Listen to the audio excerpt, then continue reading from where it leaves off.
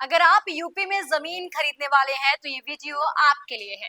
उत्तर प्रदेश की योगी सरकार राजधानी लखनऊ समेत कई जिलों में जल्द ही जमीनों के सर्किल रेट का पुनः निरीक्षण करने वाली है।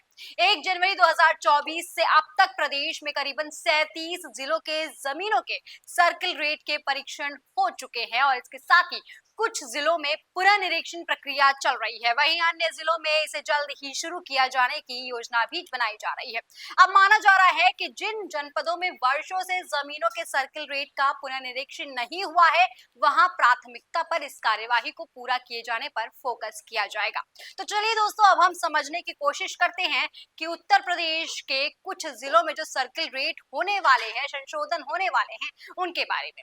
अगर आप जमीन खरीदने या बेचने के बारे में सोच रहे हैं तो ये जानकारी आपके लिए बेहद महत्वपूर्ण हो सकती है। तो चलिए सबसे पहले जानते हैं कि आखिर सर्किल रेट के बदलाव क्यों होने जा रहे हैं और इससे आपको कितना असर पड़ेगा। लेकिन उससे पहले समझना जरूरी है कि आखिर सर्किल रेट क्या होता है।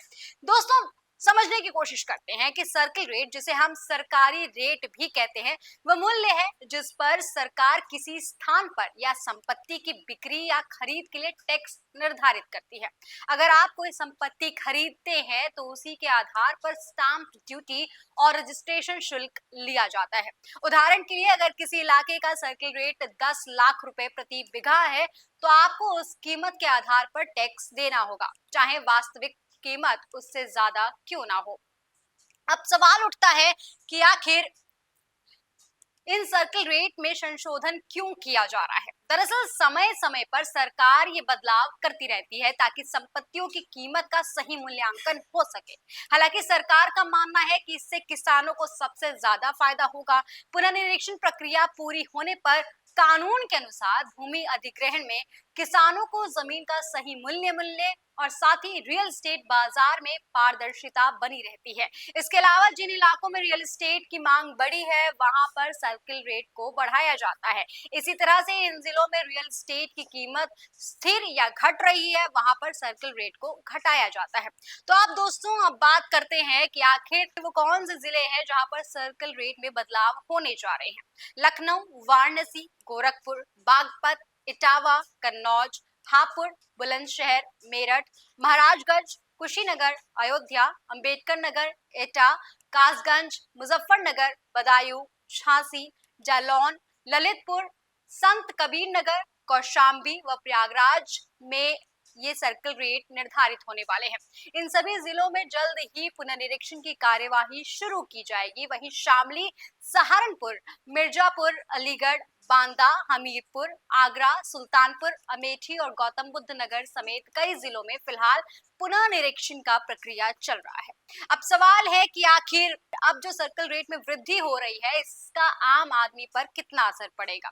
अगर सर्किल रेट बढ़ती है तो इसका मतलब है कि आपको अपनी संपत्ति की खरीद या बिक्री के लिए ज्यादा टैक्स देना होगा।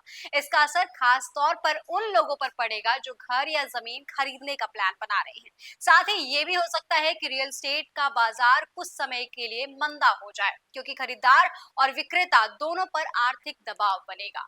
रियल एस्टेट बाजार पर कितना असर पड़ेगा, इसकी भी बातचीत करते हैं। दरअसल सर्किल रेट के बढ़ने से रियल एस्टेट बाजार पर असर पड़ता है।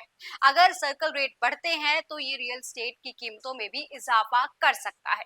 खरीदारों को ज्यादा भुगतान करना होता है, विक्रेताओं को ज्यादा टैक्स भरना होता है। इसीलिए अगर आप रियल एस्टेट में निवेश करने की सोच रहे हैं तो ये अच्छा वक्त हो सकता है, क्योंकि अब संपत्तियों के दाम और ज्यादा बढ़ सकते हैं। ऐसे में अगर आप रियल एस्टेट में निवेश करने या संपत्ति खरीदने की सोच रहे हैं तो ये बदलाव आपके लिए बेहद जरूरी हो सकती है।